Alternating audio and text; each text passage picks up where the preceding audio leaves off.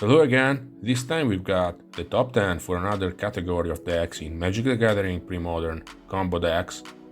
There are many combo decks available in this format, even though pure combo decks actually make up only a small portion of the overall metagame. Those are the decks that use fast mana, draw a ton of cards, and rely on 2 or 3 card combinations to create infinite loops. Under the combo umbrella, we can also include many decks that simply use a shortcut. That's the definition that comes to mind. Playing in a broken way, but not necessarily winning on the spot the way a pure combo deck would, closing the game in one turn with infinite damage or by milling the entire deck. So we'll have Enchantress and Elves. The first is a control combo prison, the second is an aggro combo deck. In some way it felt right to include them, and this is the most accurate classification. There are really a lot of combo decks, and with Elves, Enchantress, Stifle Knot, Replenish, the list would be clogged with tier 1 decks, so we'll do honorable mentions, top 15, top 10. For the honorable mentions, I would say it's worth mentioning as many as possible. The first deck to mention is Battle of Wits, which itself includes many other combos. After all, with 230 something cards, there's plenty of space. This deck is kind of the mother of all combo decks. Burst, an excellent deck with Replenish, and also the Opalescence Parallax Wave combo. But even more importantly, Pandemonium and Saproning Burst.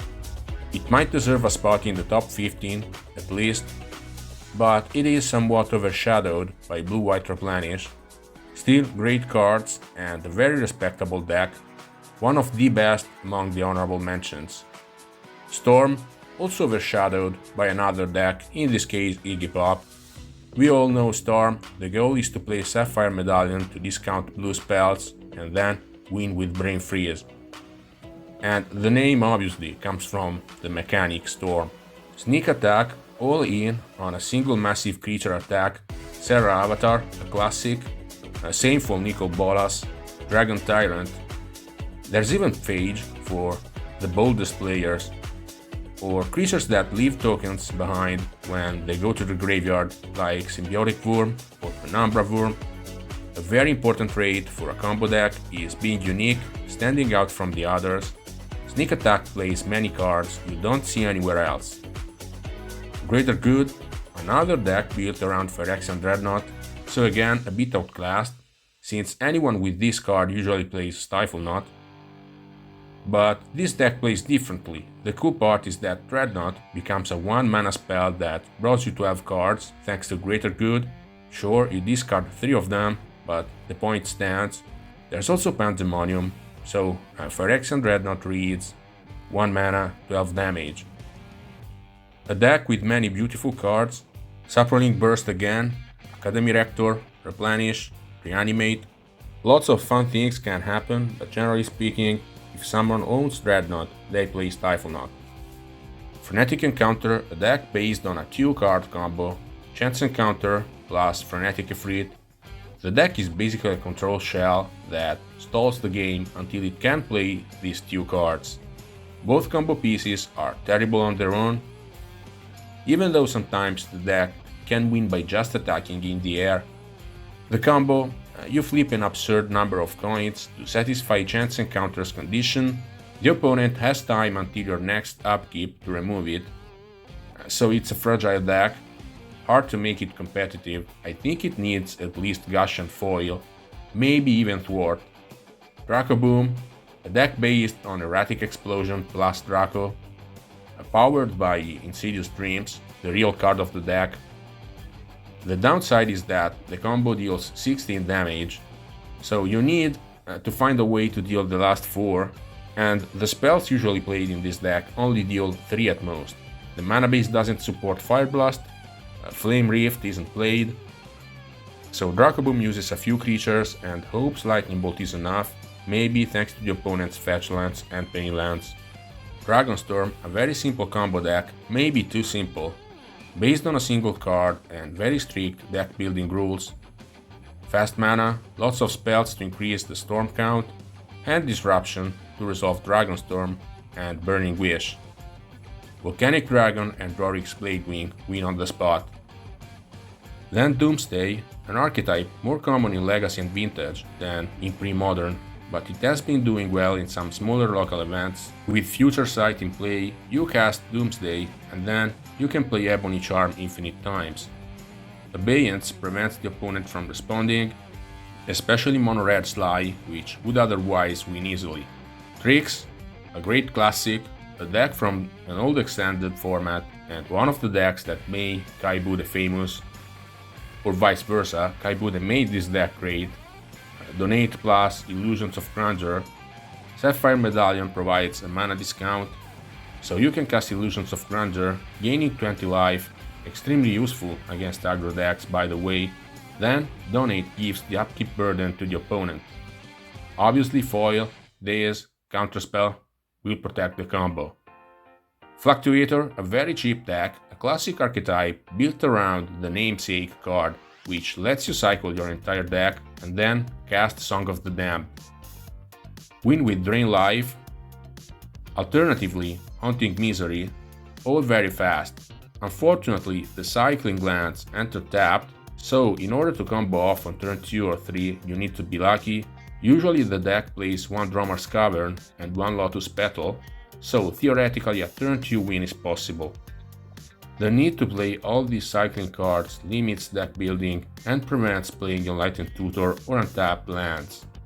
A second Song of the Damned and additional win conditions are usually used in the sideboard. So the deck is weak to any kind of interaction, with no real way to recover in the main deck. Then Living Death, in my opinion a very underrated card right now, a form of mass reanimator, a gameplay that can be considered combo in a broad sense. Clearly a combo player wants stronger emotions, but here you shift roles depending on the matchup. Against aggro and mid-range decks, you can play like a control deck, then reanimate a squadron of big creatures. Against control and combo, you unleash Hand Disruption and cast Living Death as soon as possible. So we have finally reached the top 15, which begins with Dream Holes, a deck that aims to cast a ton of spells for free. So classic combo deck mannerisms that deserve a privileged spot, hence top 15. Also a great way to use a show and tell, and many blue spells that cost a lot of mana, but draw a lot of cards. Rush of Knowledge, Opportunity, Ancestral Memories, cards that otherwise wouldn't see play, which would be a shame. Dream Holes is symmetrical, it works for the opponent too. Recently we have seen a list combining Dream Holes with Illusions of Grandeur, very cool to watch. Otherwise you can win with Cunning Wish for Brain Freeze or simply Amugaba. Number 14, Pebbles, some beautiful cards that absolutely must be mentioned in a video like this, Goblin Bombardment, Academy Rector, and especially Enduring Renewal, the card that makes the deck work, letting you shoot infinite times with 0 mana artifact creatures, a great way to combo off. And you can also build a Survival of the Fittest version, but to me this is the essence of the deck. Just above that, Life and Tireless Tribe Turnabout. So let's say I grouped them together to make more room. Nomad's Encore, Daru Spiritualist combo, then the different payoff, gain infinite life or use About Face so you can deal infinite damage. With Mother of Runes backing it up. So dangerous combos but not extremely consistent. Tireless Tribe is a bit better since it uses cards like Swords to Plowshares, Mother of Runes and Meddling Mage, a solid power level. Position number 12, Pattern of Rebirth, another deck using Academy Rector. Quite complicated, not as complex as Full English Breakfast, but still with many lines of play and lists that vary a lot, from basic versions to Survival of the Fittest builds that can also showcase the Karmic Guide plus Goblin Bombardment combo. A necessary inclusion. Academy Rector's role is to be sacrificed to fetch Pattern of Rebirth or even Recurring Nightmare. The victory isn't necessarily immediate. You have the classic reanimator creatures, Chroma, fast and powerful, Phantom Nishoba, a nightmare for burn and dagger decks, Symbiotic Worm, Chaos with Recurring Nightmare. So, first of all, you put a sacrifice-friendly creature into play, Birds of Paradise, Wall of Roots, Wall of Blossoms, or Academy Rector itself. You cast Pattern of Rebirth and sacrifice it with Phyrexian Tower, Cabal Therapy, or Diabolic Intent, Carrion Feeder even better, and you always need a sack outlet at the ready. This gets you the best creature for the situation, and often that's enough, but you can go further by sacrificing Academy Rector enchanted with Pattern. With the Rector trigger, you fetch another Pattern of Rebirth, so you can put it on a new Rector. Then you sacrifice the second Rector and fetch both Recurring Nightmare and a big creature like Symbiotic Worm. Obviously, you need 2 sack outlets, generously brought to you by Carrion Feeder or Goblin Bombardment. Just outside the top 10, Cephalid Breakfast. Nomads and Core targets Cephalid Illusionist. You mill your entire deck, then reanimate Saturated Gold. A classic that had to be included. So the top 10: Iggy Pop, Ill-Gotten Gains. This is the evolution of Storm, a very expensive deck. Intuition for Ill-Gotten Gains, then Recursion with Ill-Gotten Gains for Lionside Diamond, Dark Ritual, Ill-Gotten Gains, a graveyard-based deck that can also use Cunning Wish. It has many typical combo elements and it is quite strong. Reanimator, 9th place. You aim to play a huge creature, ideally hard to remove, maybe even on turn 1. Turn 1 Achroma, classic start. Oath of Druids from the sideboard, another great classic deck. Next, 8th position, Aluren, a deck that uses Survival of the Fittest and Aluren to unleash a festival of enter the battlefield effects. Truly beautiful, crazy synergies and recursion with cards that would otherwise never appear in a fair deck. With Aluren in play, Cavern Harpy plus Raven Familiar or Wall of Blossom, you can dig through the deck. The loop is Cavern Harpy bouncing Man of War, then Spike Feeder lets you gain the life needed to activate Harpy indefinitely, or Soul Warden, same function, so you get a total lock with infinite bounce effect. Even better, Rishadan Cutpurse to make the opponent sacrifice everything. Tremendous style. 7th place we have Survival Nightmare, a very powerful and historic combo toolbox deck, certainly based more on consistency than speed, since the combo is executed late in the game, and to be fair, not all Survival Nightmare lists even use the combo, the deck works perfectly fine without it. The infinite combination is Recurring Nightmare plus Palinchron or Great Whale. You need a good number of lands, let's say at least 6, with at least 2 of them producing black mana, and a creature to exchange for Palinchron, which you put into the graveyard with Survival of the Fittest or maybe Cabal Therapy. Palinchron comes back, you untap 7 lands, and with that mana you cast Recurring Nightmare twice, first to exchange Palinchron for a creature in the graveyard, then to exchange that creature for Palinchron again, untapping 7 lands.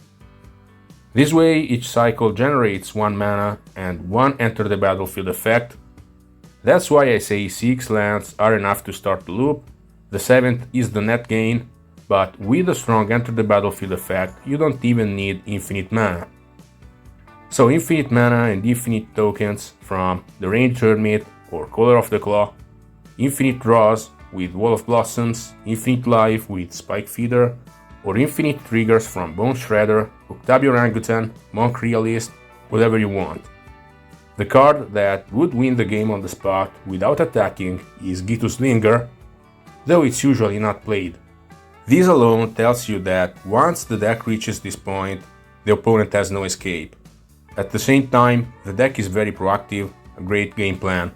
Deck number 6, Hermit Druid, Full English Breakfast, a similar archetype that uses Survival of the Fittest but more combo oriented, a deck with many lines of play, extremely complex, the hardest deck to play in the entire format. I think we'll cover this more in detail in the near future.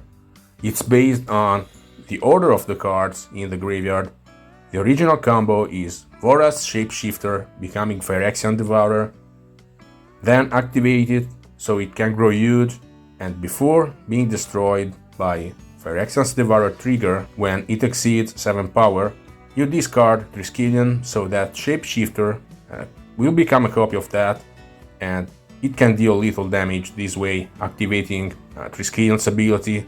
Clean, inevitable, precise combo. On top of that, Hermit Druid mills the entire deck.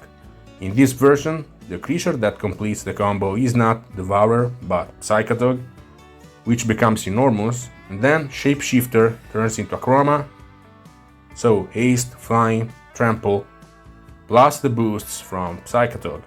Battlefield Scrounger allows you to merge the two combos. Hermit Druid can also win through Devourer, and Survival of the Fittest can use a Chroma for lethal. Scrounger is discarded with Survival to put creatures back into the deck by activating Shapeshifter, now a copy of Scrounger. And when Survival's ability resolves, you can fetch one of those creatures back to your hand. This way, you can rearrange your graveyard and even save cards from graveyard hate. If all this sounds like a lot and confusing, good, it's nothing. To play this deck you have to study, it's rocket science, top 5 decks, Tinker Flynn combo. The beauty of this deck is that it has 8 copies of each combo piece. Phyrexian Devourer and Tinker on one side, Altar of Dementia and Fling on the other. If we're talking about pure combo decks that win in a single turn, this is probably the best deck in the format. Anyway, this is a deck that emerged only recently, during 2025. Before that, Phyrexian Devourer was played mainly in the aforementioned Full English Breakfast deck. Now it has carved out space even in mono-colored shells. 4th place, Elves, a very difficult deck to classify. Recently I have suggested some additions like Blow Under, and maybe Intruder Alarm, Sky Shroud Poacher, Priest of Titania, then Tutor Fierce Empath for Kamal. Sometimes you even see Goblin Bombardment in this deck, so yes, it's more of a combo deck than an aggro deck. And it's very good, a great conversion rate to top 8s. Back in the day, we used Timberwatch Elf to deal lethal damage, of course, Wirewood Symbiote, Quirion Ranger. It's clear that elves want to do something explosive, not simply attack with a bunch of creatures. There's also luck component, highlighted by cards like Tangle Wire, Winter Orb and maybe Blow Under or Wasteland. Almost infinite mana, a tribe that, unlike goblins, relies more on skill than brute force. The podium, the best 3 decks, as always. These are incredibly hard to rank. With the ban of Parallax Tide, Enchantress hasn't lost anything, Stiflenought lost an important piece, Blue-White Replenish lost a pillar. So I say 3rd place, Blue-White Replenish, a deck that survived the Parallax Tide ban, so this position is even more deserved. Opalescence plus Parallax Wave combo is still well and alive. The lock used to be achieved with Parallax Tide, reset by the Parallax Wave Opalescence combo. Now that role is taken by the Crew of Silence, a bit clunkier but still effective. However, the absence of Parallax Tide is noticeable, so I think Enchantress has surpassed it. Runner-up, Enchantress, the deck that draws more cards than anything else in the format. Certainly a very strong deck. Not always the most fun to play against, honestly. A deck that aims for a lock by drawing a ton of cards and casting a huge number of spells. And that's exactly why I classify it without hesitation as a combo deck. The sheer volume of spells cast to reach the lock, with Solitary Confinement protected by Sterling Grove, and the win condition is Opalescence. Again, Parallax Wave plus Opalescence clears the opponent's board. Very powerful plays. However, I feel comfortable saying that the deck is overrated, not because it isn't good, but because people describe it as invincible, which simply isn't true. So the best combo deck is still Stiflenought. At the top of the ranking, as always, this deck also has to do without Parallax Tide, but the key cards are still there and continue to terrorize the format. The deck keeps doing exactly what it's supposed to do, and until proven otherwise, I'll keep placing it first, simply because it consistently executes an extremely fast combo. Play Phyrexian Dreadnought, Stifle, or Vision Charm, which also acts as a protection spell, along with foil and all the counters you need. Game over. A plan that continues to deliver results. So these are the rankings, in my view, based on the deck's ability to perform well in tournaments. For others, a fun or play style may matter more, the way the deck wins. There are many combo decks in Premodern, but as we have seen, the best ones aren't pure 2-card infinite loop decks. Let me know your rankings, maybe based on style again, or like mine on tournament effectiveness, or simply your experiences. As always, thanks for staying with me until the end. Until next time.